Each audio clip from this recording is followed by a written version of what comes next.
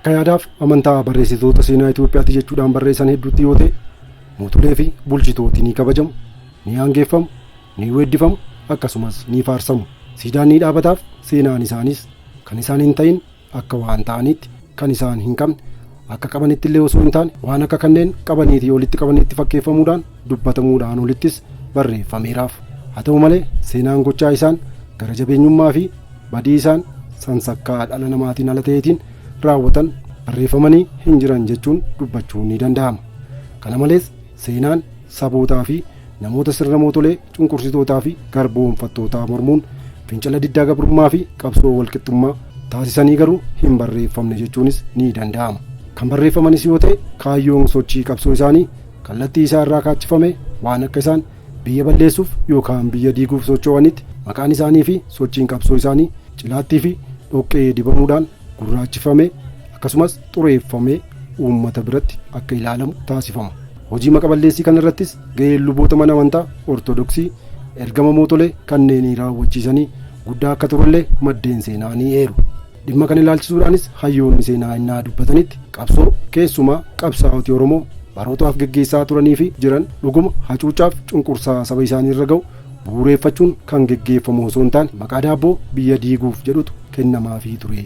Ammas taanaan maqaadhuma kanatu kennamaafiitti jira jedhu. Hayyoonni kunneen itti dabaluudhaanis garaagarummaan isaa yeroo bara warraaqsee hojii maqa xureessii kana kan hojjechaa turan hedduun isaanii luboota mana amantaa Ortodoksii akka turanii fi ammaan kana ammoo namootaaf qaamota hooggansa mootummaatti sadarkaa garaagaraa irra jiranii fi namoota amantaa Ortodoksii da'oo godhatanii akkasumas sabaa himaalee garaagaraa keessa ruuqamanii jiraniin bal'inaan geggeeffamuu isaatii jedhu. Jalqaba bara 1960moota keessa ilmaan Oromoo naannoo Baalee walitti dhufuun sirna garboonfataa fi alagaa humna qawween qe'eef biyya abbaa isaaniitti dhufe lafa isaanii irraa fudhachuun lubbuu uummataa akka feeteen baasu ofirraa fonqolchuudhaa fi hacuuccaa saba Oromoo irra ga'uuf xumura itti furuuf qabsoo diddaa geggeessuu eegalan.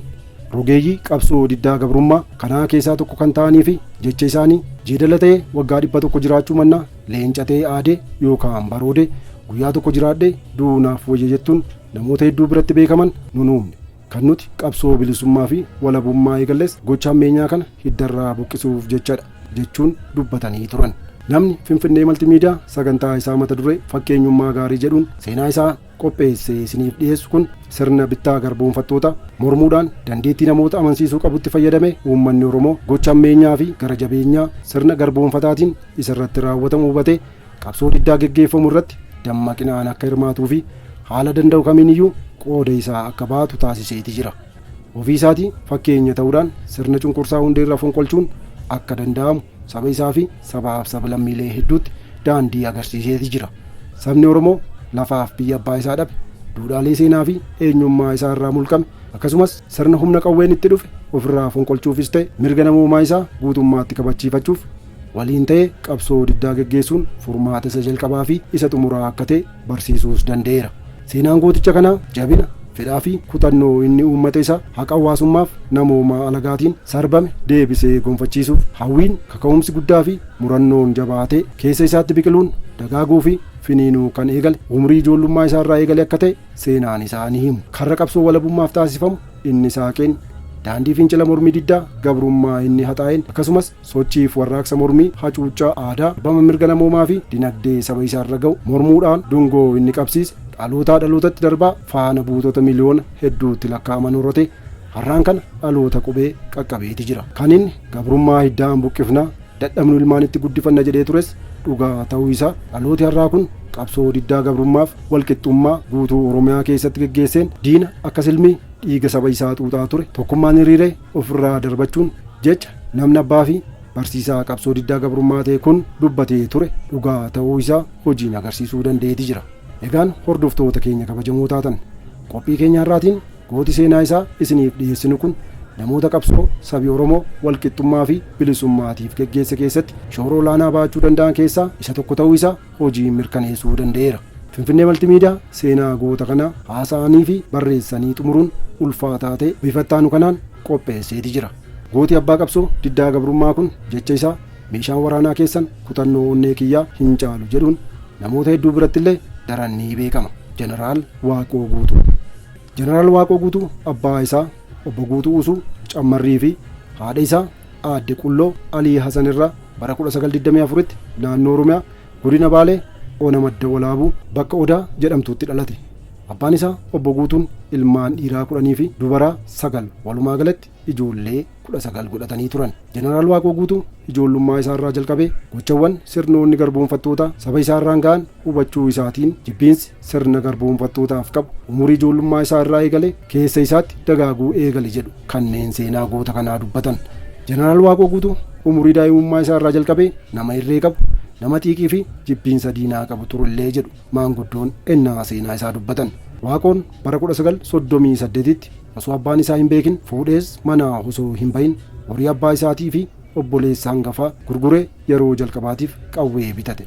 Yeroo sana Waaqoo Guutuu daa'ima umurii 14 akka ta'ellee seenaan isaanii hima. Waaqoo Guutuu bara 1943 keessa nama obbo Muhammad Gadaa Qaalluu jedhaman fakkeenya godhachuun diddaa gabrummaatti seene. Sammuun isaa roorroo gabrummaa tole jedhee tasa fudhachuu fi waan isaaf hin eeyyamneef Waaqoon hiriyoota isaa gurmeessuun akkasumas gorsuun michoota isaa waliin ta'uudhaan lukeen sirna bulchiinsa yeroo sanaa akka tumaa turanillee seenaan isaa ni dubbata. Waaqoo Guutuu bara 1952tti nama rakkataa huccuu uffatu hin qabne fakkaachuun uffata humnoota poolisii yeroo sanaa nama dhaloota gosa raayituu ta'e Alii Jiloo kan maqaa kiristaanaa Shaalaqaa Isaayyaas jedhamu moggaafate uffata poolisii akka isaaf kennu gaafachuun erga inni kennee fi booda uffata poolisii uffachuun magaalaa seenee iccitiidhaan gartuulee diinaa irratti tarkaanfii ciccimaa fudhataa fi lukeeniif jala deemtota Habashaa sodaachisaa akka turellee maddeen seenaa waa'ee jireenya gooticha Waaqoo Guutuu irratti barreeffaman ni ibsu. Bara 1958tti ammoo Waaqoo Guutuu humnoota poolisii sirna yeroo sanaa 2 ajjeesee miliqe. Poolisoota kanneen erga ajjeeseetiin booda akkuma tasaa gootichi Waaqoo Guutuu fi Shaalaqaa Isaayyaas magaalaa Nagalleetti wal argu. Yeroo kanatti Shaalaqaa Isaayyaas "Atoo Waaqoo eessa baddee?" jedhee ennaa gaafatuuniin malli qaruuxummaa gooticha Oromoo kana sammuu isaa keessatti waan dafee dhufeefiif Waaqoonis looniin godaanee gammoojjii ture. Damma adii ati jaallattu kan ati akkan siif bituuf na gaafattee turte sana siif argeera. Kanaaf horiin ittiin siif bitu fidi jedhaan. Shaalaqaan sunis baay'ee gammadee qarshii 200 itti kenne. Waaqoonis garaa keessatti kolfaa kiisii kaayatee biraa akka deemee fi qarshii sanaanis rasaasa naara dachaa 2 ittiin guuttate jedhu maanguddoon seenaa gooticha kanaa beekan. Tooftaan Jeneraal Waaqoo kun haalawwanii fi taateewwan tasaa osoo hin yaadamin yeroo isa mudatanitti tooftaa kana fakkaatu hedduu gargaaramee diina hifachiisaa akka ture kan mul'isudha. Bara 1962tti dhiibbaa gidiraa fi ajjeechaa mootummaan Habashaa uummata isaa irratti raawwatu yeroodhaa yerootti daran hammaataaf jabaachaa dhufuun daa'imman umuriin isaanii ganna 10 gadii irratti gocha ajjeechaa gara jabummaan guutame raawwatame. Ijoollota gocha ajjeechaa gara jabummaa irratti raawwatame keessaas Imaaheel Golwaaqoo, Abdallaa Guutuu, Alii Jiloo, Yisaaq Suudee Gooban, Muhammad Buttaa Aagaatii fi Alii Buttaa Aagaa dhibboota ajjeefaman keessaa hanga tokko yoo ta'an tarkaanfii mootummaa Habashaa kana ifachuun uummati bulchitoota Habashaa naannootti iyyate. Dubbiin kunis mooticha Haile Sillaasee bira ga'e. Taatee kana waliin walqabatees Finfinneerraa Koloneel Taaddasaa Tagan namni jedhamuu fi ajajaa waraanaa kutaa Sidaamoo yeroo sanii kan ture Koloneel Zawudee Xilaa'uun gadi dhufanii uummata Oromoo naannoo Nagallee Booranaa jiru mooraa waraanaatti walitti qabuun rakkoon keessan maali jedhanii ennaa gaafatanitti uummanni mooraa waraanaa keessatti walitti qabame hundinuu sagalee tokkoon rakkoon keenya isini jedheen. Eeyyeen rakkoon keenya isini, biyya keenya dhuftanii dachee abbaa keenyaa irratti nu ajjeesaa jirtu. Dubartii fi daa'imman keenyas irra deemtanii fixaa jirtu. Qabeenya keenyas saamtanii kaan barbadeessaa jirtu. Namoonni isin of jalatti qabattanii nuun ammoo ajjeeftanii fi saamtan maaliin nurraa adda jiru? Nuuf isaan obboleewwan maaliif adda nu baaftan? Kan hundaa isintu nutti fide. Kanaaf lafa keenyarraa nuuf ka'a jedhaniin. Aangawoonni mootummaa kunniinis yoo dhumaatiif saamicha jalaa ba'uu barbaaddan lafa kana gadhiisaa gama lafa keessaniitti galaa. Lafti kun kan keessan miti. Lafti isin himatteetti. Lafti keessan dhaddacha waraabbii fi achii gadidha. Asii deemaatii itti galaa jedhaniin. Itti dabaluudhaanis ajajoonni waraanaa kun ammas taanaan yoo hin kaatan ta'e du'aa fi saamichi tasa isinirraa hin hafu. Barbaachisaa taanaan ammoo humnaan iyyuu isin kaasuu akka dandeenye beekadhaa jechuun miira tuffiin guutamanii uummata sodaachisuu yaalan. Dhaddachi waraabbiin magaalaa Doolloo kan daangaa Itoophiyaa fi Somaalee irraa kiiloomeetirii 70 gadi fagaatee argamudha.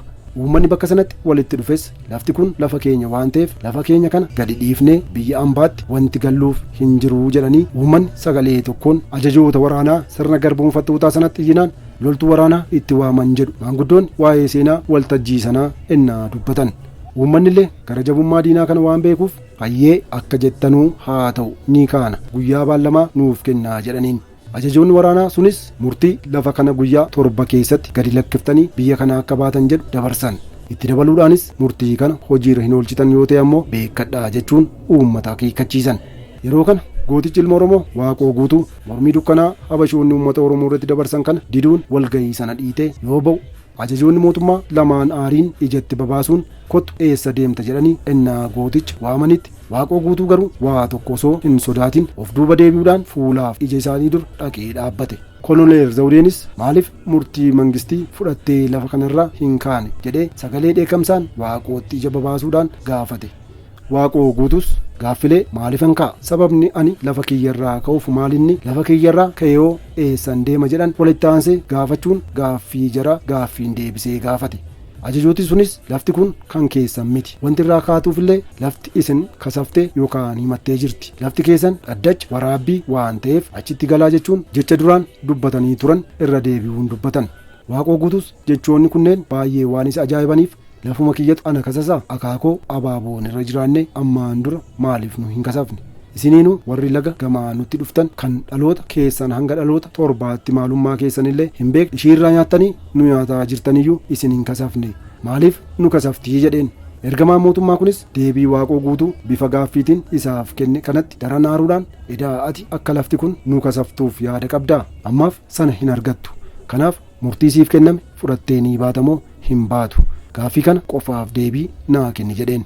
Waaqoo Guutuus obsaanuuf qabbaneessuun mee murtii keessaniif deebii isinii kennuu kootiin dur waa tokkoon isin gaafadhaa naa deebisaa jechuudhaan eeyyama isaanii osoo hin eegin quba isaa agarsiistuu kallattii daandii konkolaataatti eeruudhaan lafa kurkuruu jedhamtu karaa makiinaa irra ba'u kan argitee beektaa jedhee gaafate. Ergamaan mootummaa sirna garboonfataa sunis eeyyeen nan beekaa jedheen. Kooba yookaan kuyisaa tokko kan karaa sana keessatti baate kan yeroo hundaa innaa makiinaan irra deemtan diigdanii ishiin ammoo halkan ijaaramtee bul sana hoo argitee beektaa jedhee gaafate. Ajajichis eeyyee argeetiin jiraa jedheen. Waaqoo Guutuu koobuun sun yeroo mara ganama ni diigamti maaliif baduu diddee jedheen. Ajajichis akkamittiin baddi baduu hin dandeessu malee makiinaan gubbaa irra qofa diiga hiddi ishii lafa jala jira hidda ishee buqqisee balleessuu hin danda'u kanaaf hin bannee jedheen. Gootichi Oromoo kunis dubbiin karaa inni fedhu dhufuu isheetiif daran gammadee gaariidha kana beekuun kee waan guddaadha akka wanti hiddi isaa lafa keessa jiru salphaatti hin banne atuu beettee lafa ati irraa ka'e yoo didde sin balleessanaan jettu kana handhuura kiyyatu jalatti awwaalamee jira beeki lafee abaaboo akaakuu kiyyatu keessatti awwaalamee jira beeki awwaala abbaa kiyyaatu kunoo armaan gam jira beeki kanaafuu anillee ammaaf manaa sii ba'eera lagaa ammoo siif hin ba'u kana beekkachaa jiraadhu jedheeni bakka isaan ta'anitti dhiisee ofirra galagalee walgahii sana dhiitee ba'e. Yeroo gootichi abbaa qabsoo saba Oromoo ta'e kun walgahii sana dhiitee ba'uuf ennaa inni sochootti hiriyyaa isaa kan ta'e Abdullahi Usmaan Guutuu duukaa bu'e. Maanguddoonni waa'ee seenaa kanaa beekan yeroo dubbatanitti Waaqoo Guutuu yeroo fuula jaraa dura dhaabbatee haasa'utti sodaaf raafama tokko malee ija isaanii keessa ilaalaa ture jedhu.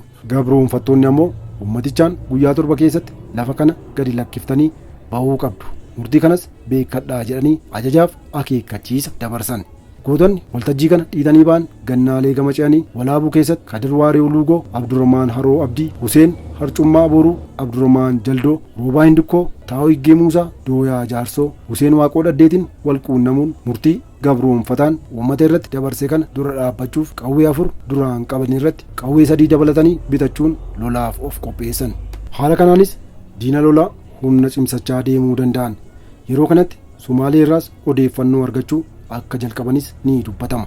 Waaqoo Guutuu jaallawwan isaa Abdullahi Usmaan, Muusaa Sheekaa fi Abdurrahmaan Haroo jedhaman dhaamsa waliin biyyatti ol deebisuun Kadir Waaree fi Huseen Harcummaa ammoo fudhatee gara biyya Sumaaleetti socho'e.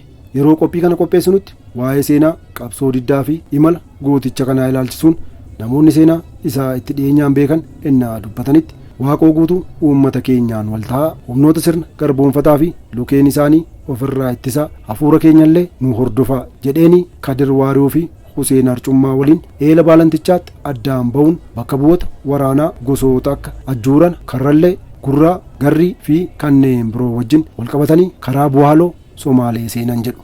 Warri dhaamsaan biyyatti ol deebi'ellee gannaale arba gabbaa bakka jedhamtutti uummata walga'e kan maanguddoonni akka Waaqoo Lugoo, Cammarrii Guutuu, Adam Jiloo, Muusaa Doyaa, Ibraahim Qurii fi kanneen biroon keessatti argaman quunnamuun dhaamsa isaanii dabarfachuu akka danda'anillee seenaan ni dubbata. Murni gama biyya ollaa deeme qondaalota Somaalee Bohaaloo irratti quunnamuun yaada isaanii erga hubachiisaniitiin booda xayyaaraan gara magaalaa guddittii Somaalee Moqaadishootti imaluun ajajaa poolisii mootummaa Somaalee kan ta'e Koloneel Umar Muhammad isaan simatee qubachiisuun dhimma isaan deemaniif erga isaan irraa hubateetiin booda gara ministeera raayyaa ittisaa biyyittii kan ta'e Jeneraal Daawud Abdulleetti isaan geesse. Jeneraalichis qormaata fedhu dhuunfaa fi gamtaan Waaqoo Guutuu fi jaallawwan qabsoo isaa irratti adeemsisee haala isaanii erga hubateetiin booda Waaqoo Guutuu addatti waamee mootummaan Itoophiyaa mootummaa dullattii bara dheeraa bulchiinsa irra turte isin dhiisii nutuu humna gahaa isaa waliin nu lolchiisuu danda'u hin qabnu. Waraanni mootummaa Itoophiyaa guddaa akka ta'e isinuu himaa jirtanii. Kanaaf waan humna keessaniitii olii kanaan loluun isinitti haafuu dhiisaa. Waan si barbaachisu hunda siifan godhaatii asuma qubadhuu taayitii yeroo itti eeggadhu jedheen. Waaqoo Guutuus erga dubbii ajajaa waraanaa Somaalee kana caqasee dhaggeeffateetiin booda akkana ittiin jedhe. Mootummaan Itoophiyaa waraana guddaa qaba jechuun kee dhugaadha. Garuu nuti gurmuu guddina isaa dadhabnee osoo hin ta'in meeshaa waraanaa keessattuu rasaasa dhabuu keenyaaf malee yoo meeshaa waraanaa argan rabbiin gargaarsifannee akka ofirraa kaasuu dandeenyu uummata kiyyarraa abdiin qabaa. Rakkoo jiru dadhabnee biyyaa hin baane. Laaftee jabaattellee manuma ho'aa keessaan ba'e. Amma diina maanguddoo dubartiif daa'imman keenya bakka hundaatti fixaa jirtu qabeenya keenya saamuu fi barbadeessaa jiru kana hanga dhoofnee of keessaa baafnutti jireenyi ani mataa kiyyaan argadhee itti jiraadhu tokkollee naaf hin jiru. Mootummaa Habashaa guddoo hin dandeessan jettu kana akka dandeenyu sitti agarsiifna. Yoo qawwee guddoollee naaf dhabde rasaasuma albeenii fi minishirii naaf kenni.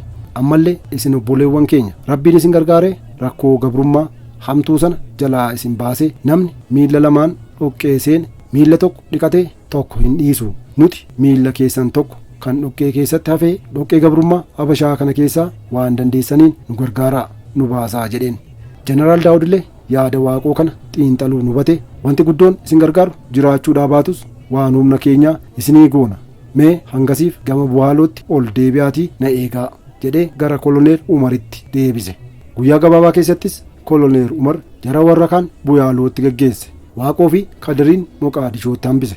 Isaan ammoo hafuu isaanii kanatti maaliif nu hambisan jedhanii yaadda'an. Haa ta'u malee Waaqoon yaada kana keessa osoo jiranii Jeneraal Daawud guyyaa lammaffaatti helikooптara ofiitiin Waaqoo fi Kadiriin fuudhee gara Bohaalootti imale. Bohaaloo erga ga'aniitii booda Jeneraal Daawud hoogganoota gosoota waraanaa hundaa waliin jiran walitti qabee Waaqoo Guutuu hoogganaa isaanii godhee itti filuun isa muude. Qawwee Dhoombir jedhamu 40, Matireesii Toomaas jedhamu 2 fi boombii 3 kenneefi silaafuu waraana Habashaa hin dandeessanii yoo isin mallayyoo foolisaa yookaan hiituuma mudhiillee boojitanii naaf fiddan gara fuula duraatti waan kanaa olii akkan isin gargaaruu fi bifaa fi baay'inni qawweellee kanaa ol akka ta'u waadaan siif gala jedhee isaan geggeesse. Amma Waaqoo Guutuu jaallawwan qabsoo 3 waliin ta'uudhaan qawwee 42 fi boombii 3 fe'atanii galuuf gaala barbaachuutti osoo jiranii Cammarrii Guutuu waraana nama 40 qabatee innaa dhufutti Waaqoonfaa guddaa gammadan.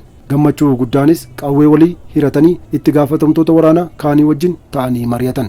Sochii isaaniitiifillee maqaa baafatan. Maqaa sochii isaanii hizbii jedhanii moggaafatan.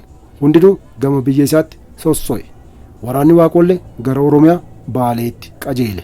Humni Waaqoo Guutuu Oromiyaa seenes maqaa isaa maqaadhuma qawwee Waaqootiin Dhoombir ofiin jedhee moggaafate. Bara 1963 seensa ji'a caamsaatti iddoo malkaa Annaa jedhamtutti Waaqoof jaallawwan qabsoo isaa diddaa gabrummaatiif manaa ba'an waraana sirna yeroo sanaa lakkoofsaan 600 ol ta'u kan hoogganaa Shaalaqaa Buzunaa jedhamuun hoogganamuu fi kan isaan gaadaa jiru waliin wal siman. Waa'ee lola gootummaan ilmaan sabaa irratti fe'ee mul'ate kana maanguddoonni innaa himanitti lola ganama irraa jalqabee hanga saafaa boodaatti adeemsifameen humna diinaa irraa namoonni 43 reeffatee madoon ammoo 100 olitti lakkaa'ame. Yeroo duraatiifis qawween Oromoo akka lagaa humna qawween qe'eetti ol isa seente ajjeeftu hojii mul'ate. Dhiiraa fi ijoolleen daawwatte jedhu. Guyyaa kana qawwee M1 furgoo 8 fi kan akaakuun isaa hin beekamin 13 booji'an. Shaalaqaa Buzunaan waraana ofii isaa dursee baqatee Bidireetti akka galellee maddeen seenaa ni eeru. Gootota diddaa gabrummaatiif ba'an keessaa lola kana irratti gootonni lama kan wareegaman yoo ta'an isaanis Ahmad Mohammad Baladee fi Nuur Isaaq Dhaddee turan. Falmiin bifa kanaan jalqabee bal'inaan itti fufee kutaa Baalee walakkaa ol akkasumas Sidaamoo koonyaa muraasa gabrummaa Habashaa jalaa bilisoomsee waggaa 8f bulchuus danda'ee ture. Yeroo gabaabaa keessatti waraanni karaa Gindhiir, Sidaamoo, Fuula Dalloo, Bidiree fi bakkeewwan biroottis finiine. Mootummaan Haayile Sillaasees haalli waraana kanaa to'annaa isaa keessaa bahaa jiraachuu hubachuudhaan gargaarsa waraanaa biyyoota akka Ingilizii, Israa'el irraa ergifatee xayyaaraa fi loltuu lafarraatiin duula guddaa godhee miidhaa seenaa keessatti takkaa hin dagatamne raawwatus Jeneraal Waaqoo fi jaallan waliin ba'an diina dura dhaabbatanii gootummaa isaanii agarsiisaniis jiru. Bara 1964 keessatti uummanni qabsoo deemsifamaa jiru keessatti hirmaannaa olaanaa warra qabaniif galata galchuuf sadarkaa kenne keessatti Waaqoo Guutuu jeneraalummaadhaan muude. Jeneraal Waaqoo Guutuu goota seenaa boonsisaa uummata isaatiif dalageen aangoo jeneraalummaa haala kanaan uummata Oromootiin muudame. Jeneraal Waaqoo Guutuu jeneraala uummata Oromoo ka jalqabaa ta'uu seenaan ragaa ba'a. Lolli bara 1963 hoogganummaa jeneraal Waaqootiin jalqabe kun maqaa lola Baalee yookaan lola Dhoombir jedhamuun kan beekamu yoo ta'u hanga bara 1970tti adeemsifameera. Bara lola Dhoombir kana keessatti magaalaa guddoo malee baadiyyaan Baalee humna uummataa kana jala galees ture.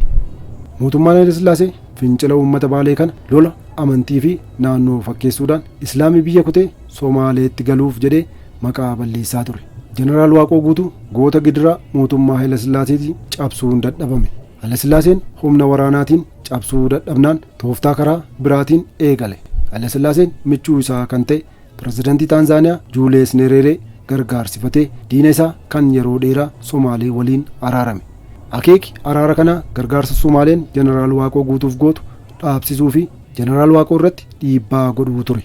Akka lakkoofsa warra Awurooppaatti bara 1969 Somaaliyaan gargaarsa meeshaa waraanaa finciltoota qabsoo diddaa geggeessaniif gootu addaan kutuu ishee waliin wal qabate Waaqoof jaallan isaa duula qabsoo geggeessan daran finiinsanii itti fufuun rakkisaa ta'e.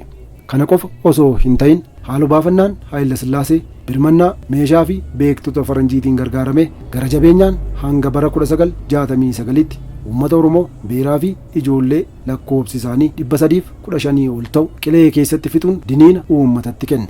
Maanguddoota waamuunis Waaqoon fidaa yookaan ammoo uummata harka boojuu jiru keessaa dhiira umurii 15 olii jiran fixuu jedhee itti hima. Maanguddootis dirqama isaanitti kenname kanaan daran yaadda'an baasanii buusanii faladhaanis murtii irra ga'uun bofa nama seente itti taate dubbiin. Haa ta'u malee gootichi sabaa duriyyuu rakkootti faladhee furuu beeku yaaddoo maanguddoota kanaa waan hubatee fi dhiibbaa isaan irra ga'e kana irraa furuuf wareegamuus yoo ta'e anatu wareegamuu qaba. Anaaf jecha lubbuun uummata kiyyaa dhabamuu hin qabu jechuudhaan onkoloolessa bara 1970tti mootummaatti harka kennate. Bara 1964 hanga bara 1970tti warraaqsi diddaa gabrummaa dhimmoota lafaa, gibiraa fi kutaa yookaan sadarkaa jireenyaatiin akkasumas amantaa waliin wal qabatee addaan osoo hin citin geggeeffame mooticha Haayile Sillaasee irratti mata dhukkubbii guddaa uumurra darbee bu'uura fincila mormii diddaa gabrummaa fi qabsoo walqixxummaaf taasifaman hundaaf mataa ta'uu danda'e. Qabsoon kun bara 1970 keessa mooticha Haayile Sillaasee masaraatii baasee akka inni gara Baaleetti maluudhaan qabsaa'ota sabaa waliin walii galtee mallatteessuuf illee isa dirqamsiiseeti jira. Kanaan olittis qabsoo diddaa ilmaan Oromoo gaggeessan kana qabbaneessuufis jeneraalota sabummaan Oromoo ta'an taayitaa sadarkaa bulchiinsa kutaa naannichaa fi hooggansa waraanaa godhee muude. Haaluma kanaanis jeneraal Jaagamaa Keelloo ajajaa waraanaa ta'uun kan muudame yoo ta'u jeneraal Walda Sillaaseen ammoo bulchaa kutaa naannichaa ta'uun muudame. Haaluma kanaan gootichi Waaqoo Guutuu mooticha waliin illee dubbate. Badii biyya irratti raawwatameef balleessaan guutummaa guututti kan mootummaa akka ta'e jeneraal Waaqoo Guutuu nama mataa sirna sanaa ta'etti jala muree itti hime. Kanarrattis walii galame ammaan booda biyya waliin bulchina jedhan. Aangoo fi bulchaallee mirkaneessanii fi jeneraal Waaqoos biyyatti deebi'e.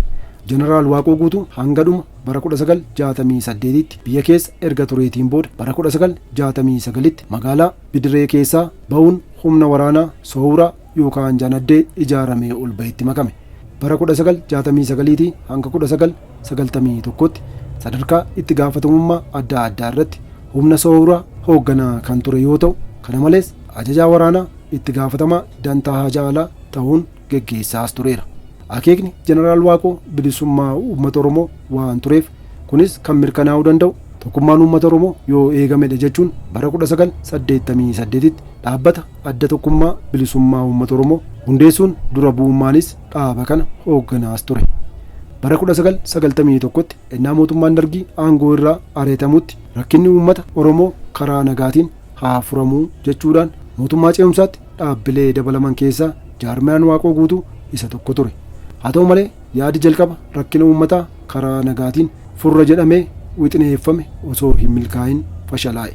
Silaas diinni diinuma waan ta'eef murtii nagayaa rakkoo uummataa karaa nagaatiin furra jedhu diignaan Waaqoonis bara 1992 chaartara keessaa ba'uun gara qabsootti deebi'uun qabsoo diddaa itti fufuun akka lakkoofsa warra Awurooppaatti bara 2000tti jaarmiyaa humnoota bilisummaa Oromoo hundeessuun jaarmiyaalee siyaasaa Oromoo kanneen mirgi hiree ofiin bulchuu Oromoo akka kabajamuuf qabsoo hidhannoo gaggeessanii fi jaarmiyaalee siyaasaa kanneen hin hidhatin tokko taasisuuf hundeessuun yookaan bu'uureessuun bara 2002 irraa eegalee hanga rakkoon fayyummaa waliin wal qabate isa quunnameetti durataa humnoota bilisummaa Oromoo ta'uudhaanis gaggeessaa tureera.